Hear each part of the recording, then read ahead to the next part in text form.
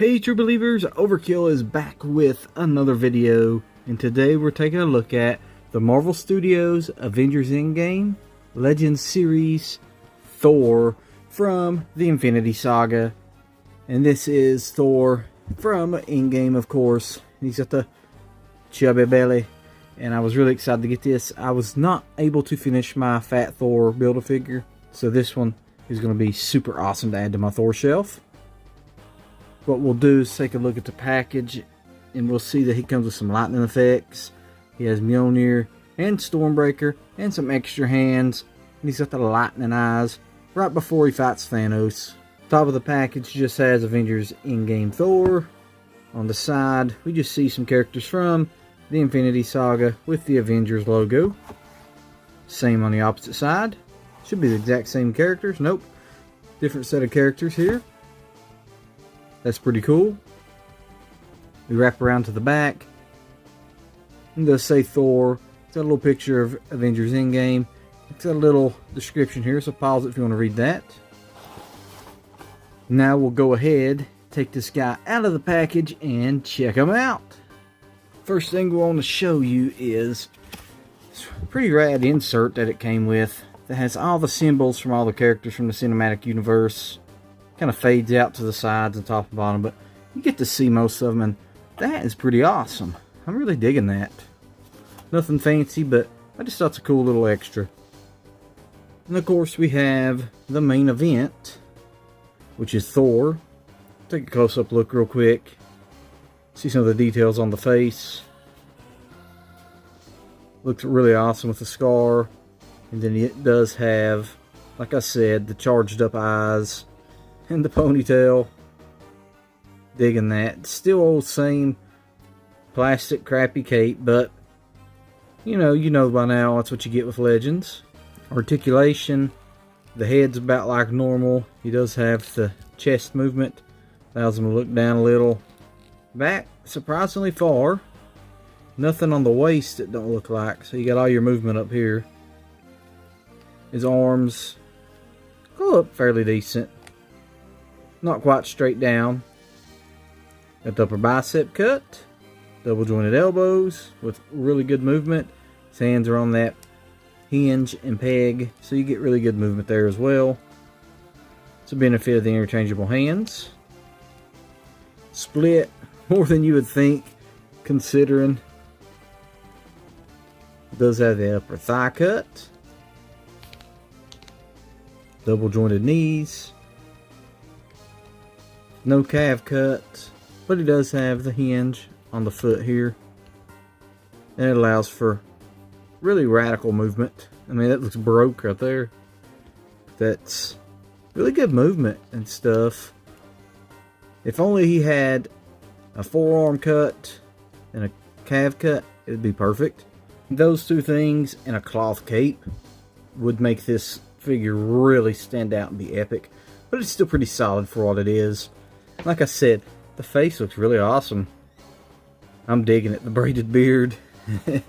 I mean, it's Thor. This is the one I like. I always told my wife I would have the body of Thor, and it came around. And I proved her right here. But we'll set him to the back for a sec. Look at some of his extras. He does have a set of extra hands. They're the same for each side. So it looks like he's calling on the lightning, or calling for Mjolnir to come to him. So it's pretty cool to have that extra set. He does have a lightning effect ×2. Thought it was only one that were wrapped together, but it is two. One for each hammer. Or as he says, one for his hammer and one for his axe. We do have this really cool looking Mjolnir with a lightning effect. Looks like it's glowing. I bet that would look really cool under a black light. I'll have to try that out when I dig mine out. So, it's cool to have another Mjolnir, but it's also cool to have this version.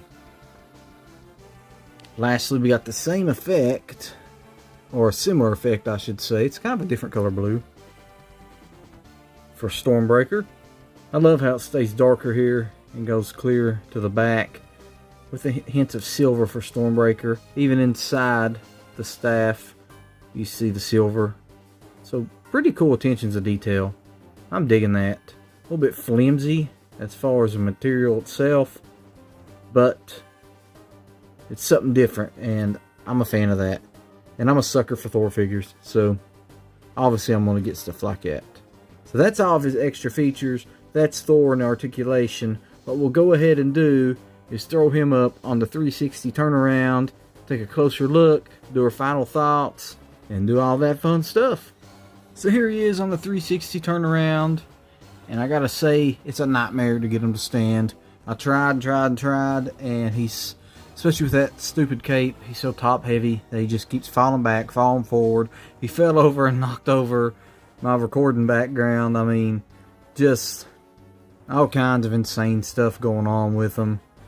So, yeah, wasn't too fond of that, but I got it. And I can go ahead and start setting some of his effect pieces up here and stuff, so we can get a good look at it all. As he goes around to the back, you can see the cape at least is sculpted. You can kind of see the chainmail look on the armor. It's got the 6 circles that we're used to seeing with Thor. And it's very New Age comic-esque, I should say, at least through the 2000s. After Ragnarok and he came back. So it does have that pretty cool vibe going on with him. And I love the little gold shading and details in certain little spots. And little grooves. I mean, the details on it, they done really well with. Stuff that you don't normally see too much. Even the gauntlets, got a little bit of sculpting. Just little sculpting detail stuff that's just all around is a plus. So I'm a big fan of that. Negatives, already, if it's going to be this hard to stand or this top heavy or whatever, give us a stand.